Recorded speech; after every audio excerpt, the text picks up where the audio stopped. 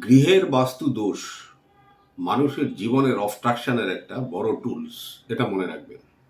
জীবনের প্রগতি যখন আটকে যায় তখন তো প্রথম আমরা চিন্তা করি অ্যাস্ট্রোলজি। তো অ্যাস্ট্রোলজি তো অবশ্যই একটা ফ্যাক্টর, কিন্তু পেছনে কিন্তু কারণ লুকিয়ে থাকে গৃহের বাস্তু দোষ।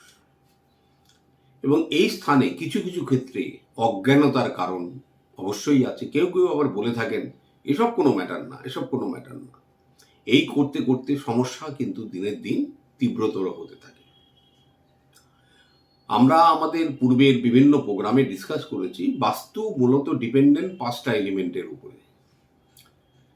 সেটা হলো গিয়ে জল, বায়ু, অগ্নি, পৃথিবী ও আকাশ।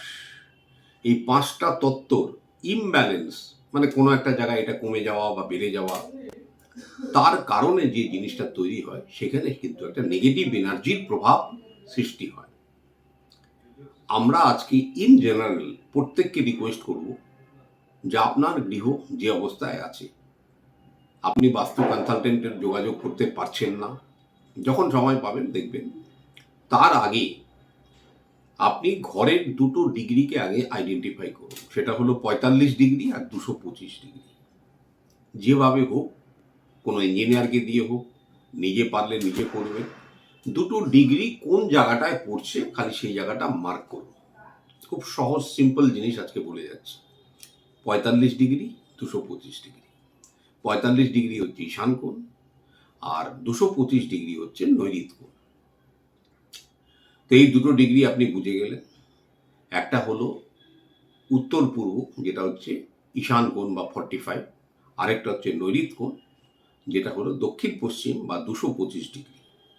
এই দুটো ডিগ্রি আপনি বুঝে গেলেন, কিন্তু সঠিকভাবে করবেন। 5 ডিগ্রি লেফট, 5 ডিগ্রি রাইট, এটা কোনো ফ্যাক্টর না, এটা হতে পারে। এই দুটো জায়গাতে একটা মাটির ঘট নেবেন আর একটা টব, দুটোই মাটির। মাটির যে ঘরটা তার মধ্যে গঙ্গা জল ভর্তি করে ওপরে একটা চাপা দিয়ে 45 ডিগ্রি যে স্থানটা, একেবারে ফ্লোরের উপর রাখবেন না, একটু উপরে, ওই জায়গাটায় স্থাপনা করে দেবেন। আর যেটা টব যেটা বললাম তার মধ্যে মাটি ভর্তি করে দেবেন, গাছ লাগাবেন না, হ্যাঁ, মাইন্ড ইট।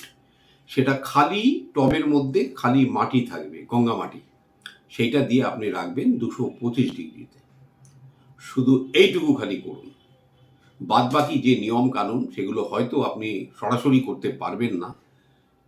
এরপরে কিছুদিন দেখবেন যে আপনার গৃহের মধ্যে কোনো রকম প্লাস মাইনাস কিছু বুঝতে পারছেন কি পারছেন না। ঘরের যে ফ্লোরটা যখন পুছবেন, একটু সন্দক নুন অ্যাড করে ঘরটা পুছবেন।